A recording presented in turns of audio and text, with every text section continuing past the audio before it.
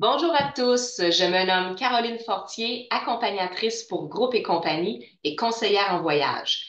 Il me fait plaisir aujourd'hui de vous retrouver pour vous présenter un voyage des plus exceptionnels qui se déroule en octobre 2025. Il s'agit donc de la Polynésie française à bord du MS Paul Gauguin, de la compagnie Ponant, bien entendu, spécialiste des croisières d'exception. Le but de cette présentation aujourd'hui est de vous faire, bien évidemment, un survol de la destination afin de vous faire découvrir ce qu'il y a à voir et à faire, mais également de vous expliquer les inclusions qui font de ce voyage, bien sûr, un voyage de luxe, mais à un prix des plus compétitifs compte tenu de toutes les inclusions et de la qualité des prestations que nous vous proposons.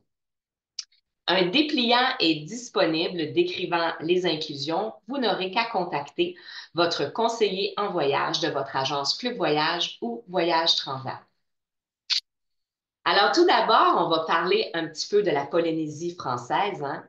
C'est un territoire d'outre-mer français qui se situe dans le sud de l'océan Pacifique, à environ 6000 km à l'est de l'Australie. La Polynésie française se compose de 5 archipels qui incluent 118 îles, dont 65 sont habités. Et bien sûr, ces archipels s'entourent de vastes espaces maritimes.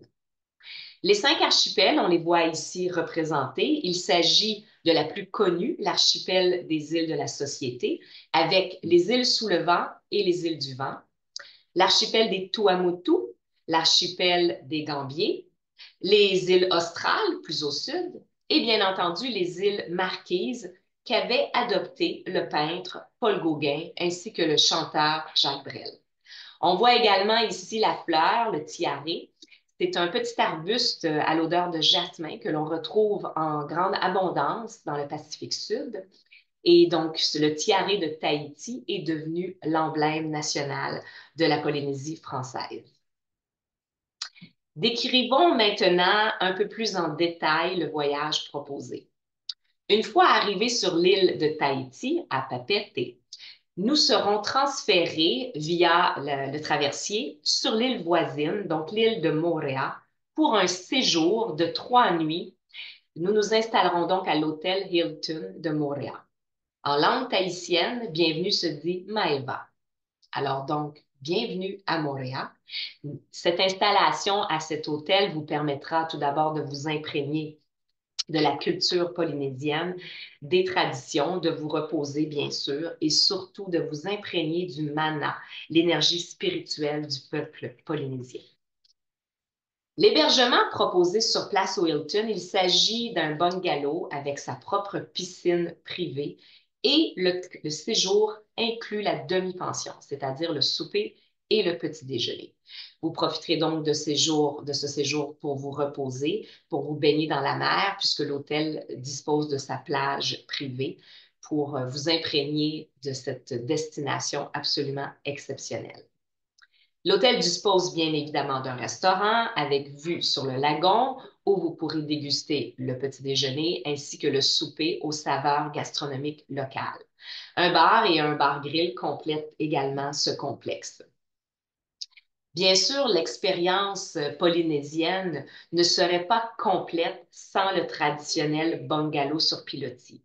Moyennant un supplément, renseignez-vous comment vous pourriez vivre pendant ces 3 nuitées la vie sur le bungalow sur pilotis et réveillez-vous le matin, voici la vue de votre balcon. Il ne vous reste plus qu'à plonger dans le lagon. Suivant ce séjour sur l'île de Moorea, le voyage se poursuit bien entendu par la croisière. Donc, nous reprendrons la traverse entre l'île de Moorea et l'île de Tahiti pour regagner le port de Papeete où sera accosté le navire, le MS Paul Gauguin, par la compagnie Ponant. Laissez-moi donc vous en parler un petit peu plus de ce navire exceptionnel. Tout d'abord, la compagnie Paul Gauguin, donc par Ponant maintenant, est le spécialiste de la Polynésie française et du Pacifique Sud. Il s'agit de la meilleure façon, quant à moi, de découvrir cette destination des plus enchanteresses, puisque tout d'abord, ce navire, de par son faible tirant d'eau, nous permet de proposer des itinéraires et surtout des escales absolument impossibles aux plus gros navires qui parcourent la région. Pendant cette croisière, vous respirez le luxe et surtout la saveur locale, puisque tout est conçu à bord pour nous faire découvrir la culture polynésienne, que ce soit par les couleurs, par la gastronomie, par sa cuisine, évidemment, par sa musique. Donc, le navire se distingue par un accueil typiquement polynésien, mais également un ratio équipage invité des plus élevés sur le marché de la croisière, soit un membre d'équipage versus 1,5 invité. Tout ça pour que l'expérience maritime soit des plus personnalisées. D'une capacité d'environ 330 passagers et 217 membres d'équipage, ce navire vous propose des cabines d'une superficie allant de 200 à presque 600 pieds carrés, et le tout en français. Alors, vous profitez, bien entendu, d'une cabine spacieuse, donc de 3 restaurants, d'un vaste spa, d'un service 5 étoiles. Bref, la vie à bord du Gauguin est facile, décontractée et surtout conviviale et agréable. Une fois à bord, c'est tout compris. Le navire donc propose 3 restaurants. Tous les repas sont bien entendu inclus. Et les boissons, y compris la bière, l'eau embouteillée, les vins, les spiritueux, le service cabine 24 heures sur 24, les divertissements à bord et certaines activités nautiques sont également gratuites dans certains ports. La couleur de ce navire, c'est la troupe des Gauguins et des Gauguines. Donc, ce sont des Tahitiens, des locaux qui sont à bord et qui nous servent d'hôtes et d'hôtesses pendant tout ce séjour pour nous faire partager leur culture, leur histoire et leur amour des îles.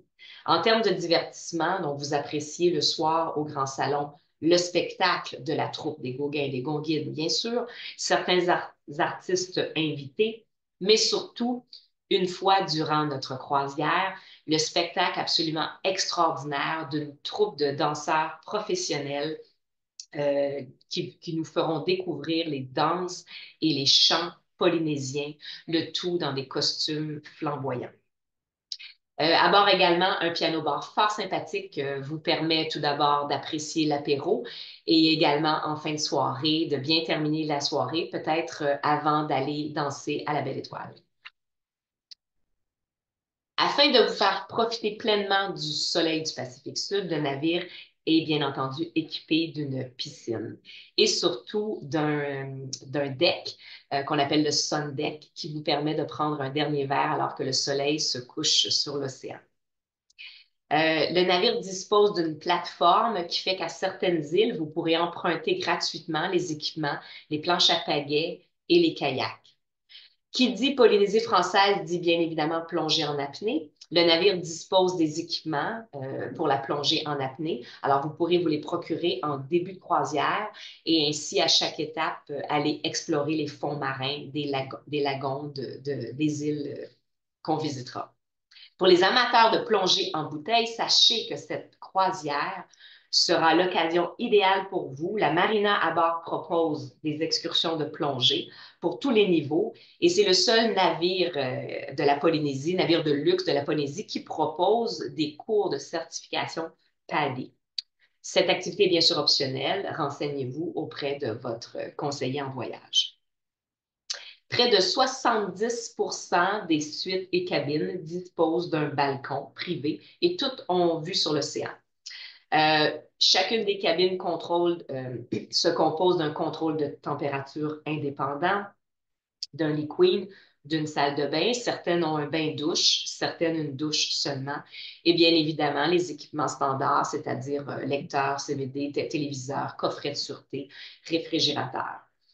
Vous voyez ici illustrer la catégorie la plus commune, en fait, la catégorie balcon. Il existe également des catégories de cabines fenêtres et hublots. Ces cabines sont un peu plus petites, mais sont tout aussi bien décorées et équipées.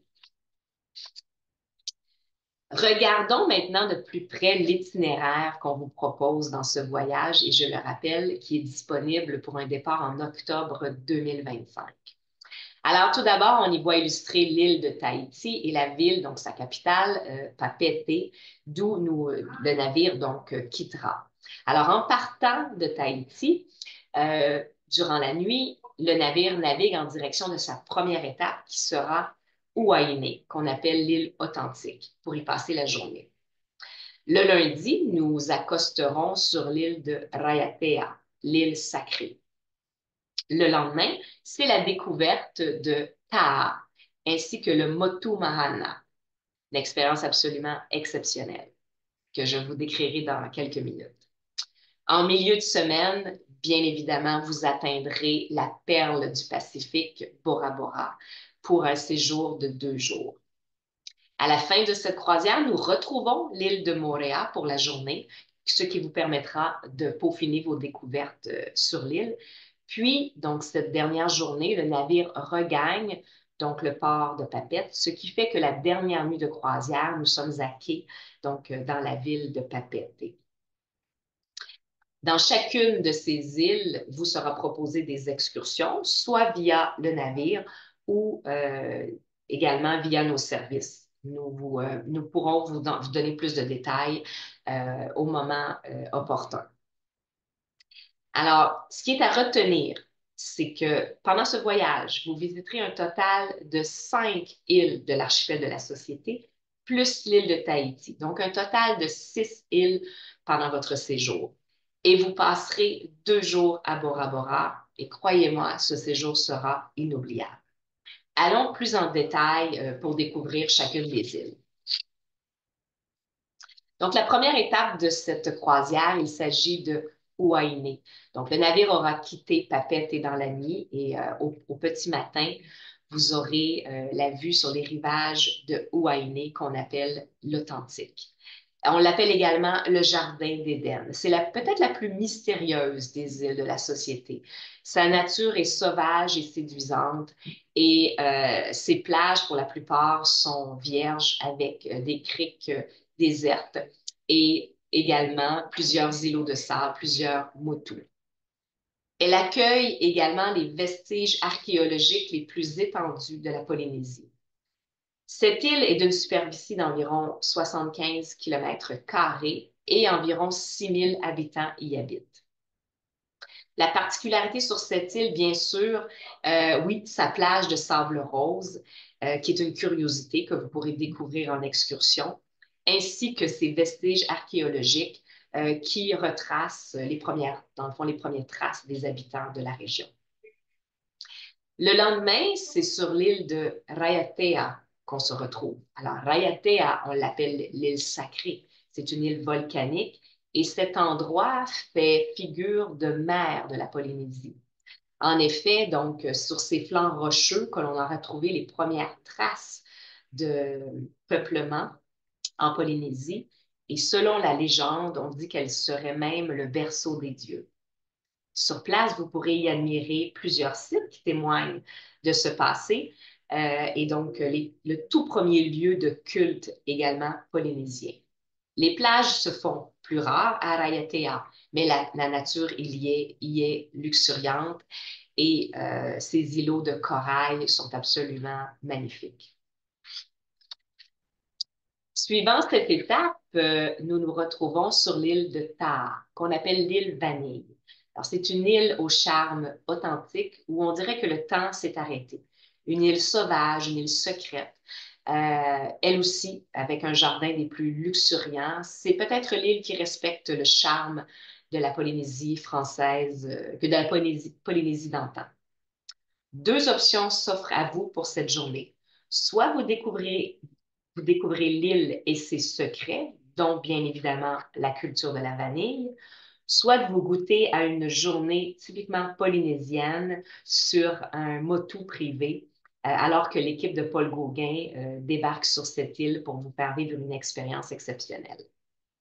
Alors, si votre choix s'oriente sur l'aspect de découverte culturelle, vous allez découvrir comment les producteurs de l'île fécondent manuellement les fleurs d'orchidées, Puis, une fois la gousse récoltée, la font sécher au soleil pendant plusieurs mois pour obtenir une vanille qui est prisée dans le monde entier.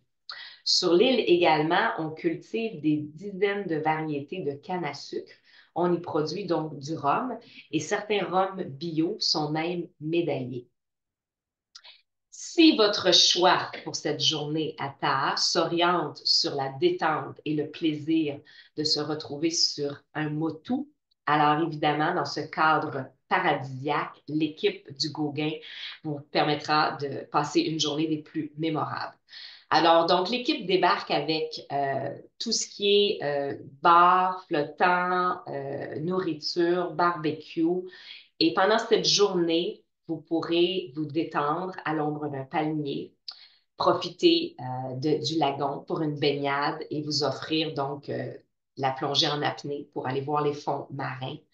Euh, L'équipe des Gauguins et Gauguines débarque également sur cette île pour faire en sorte que votre journée soit des plus agréables au son de leur musique locale. Vous pourrez donc partager certains moments avec ces gens, leur poser des questions sur leur culture. Tout est sur place pour vous permettre de passer une journée exceptionnelle. Vous avez même une toilette qui est sur l'île, ce qui fait que votre journée, vous avez l'impression d'être sur une île, votre île privée pour la journée.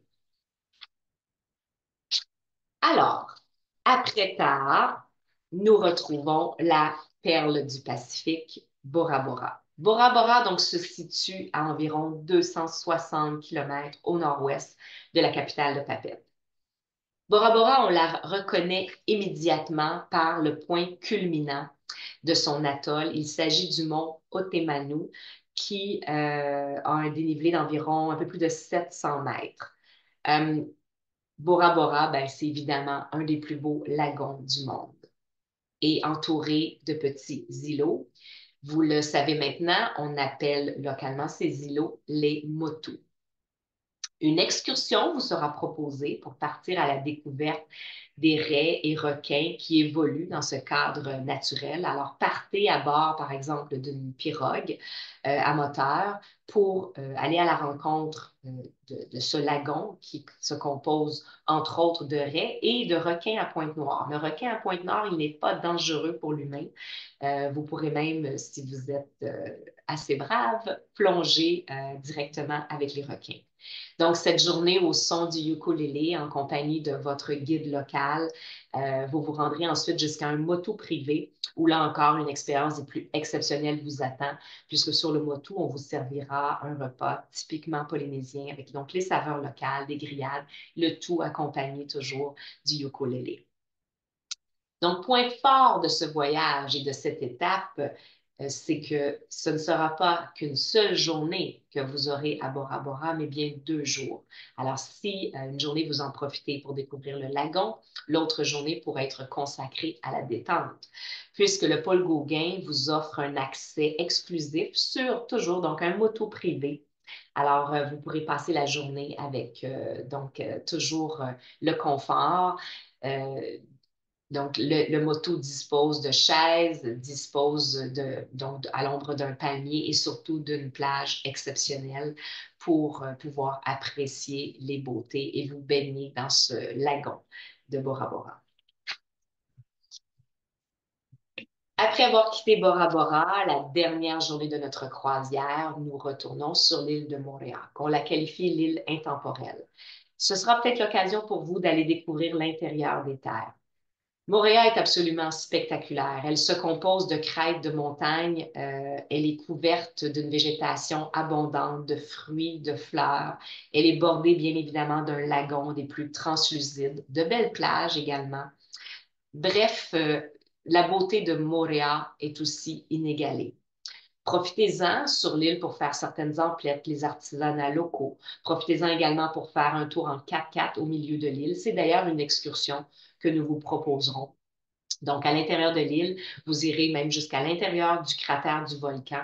Vous pourrez en apprendre un peu plus sur la culture de l'ananas, industrie fortement développée sur cette île, mais aussi, et bien entendu, la culture de la vanille, de la banane, des pamplemousses et du citron. De retour à bord, en cette fin de journée, nous quittons l'île de Montréal pour atteindre l'île de Tahiti pour cette dernière nuit. Donc, le navire, le Paul Gauguin, sera à quai à Papeete. C'est presque terminé. Donc, la croisière se termine à Papeete. Et donc, en quittant le navire le Paul Gauguin, il nous reste tout de même une belle découverte, donc l'île de Tahiti. Alors, en compagnie d'un guide local, nous partirons pour environ 4 heures à bord d'un autocar pour découvrir l'île, donc une partie de l'île de Tahiti, l'île qu'on appelle l'île capitale. Ensuite, après cette excursion, et étant donné que le vol qui va quitter Papeete est prévu à 23 heures, nous vous fournissons une chambre de jour située dans un hôtel près du centre-ville de Papeete. Alors, cette période vous permettra tout d'abord de vous rafraîchir, de vous reposer, mais également, vous pourrez retourner dans la ville de Papeete pour compléter vos achats, que ce soit au marché local. Alors, vous procurez le cadeau à rapporter, la vanille, entre autres, le paréo ou bien entendu la perle tahitienne de vos rêves. Alors, pendant ces quelques heures, vous pourrez donc profiter une dernière fois de Papeete avant de retourner à l'aéroport pour le vol de retour. En terminant, j'aimerais porter à votre attention un fait intéressant sur la Polynésie française, hein. Elle accueille annuellement un peu plus de 250 000 visiteurs. Si on compare ce chiffre à l'archipel des îles de Hawaï, qui accueille environ 25 000 voyageurs par jour, on peut dire que cette partie du monde est encore une région sauvage et un lieu préservé. Soyez donc parmi les privilégiés qui auront la chance de vivre la magie de cette destination qui fait rêver tant de gens. Sans plus tarder, contactez votre agence, membre de Groupe et compagnie, pour plus de détails et pour vous inscrire. Au plaisir donc de vous faire découvrir cette destination de rêve.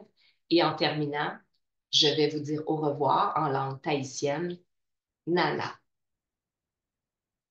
Merci.